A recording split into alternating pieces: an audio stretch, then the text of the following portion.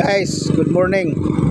Marami pong nagtatanong na kung saan ba daw yung chipset computer at okay supply. Kaya ginawaan ko po ito ng vlog para po malaman nila yung nagtatanong. So, itong highway guys, itong kalsada na to, papunta po yan sa Sugod, Southern Leyte. So, ito po yung evacuation sa poblasyon Maplag, Leyte. So, sa kabila naman guys, papunta po yan sa Tacloban. Itong kabila.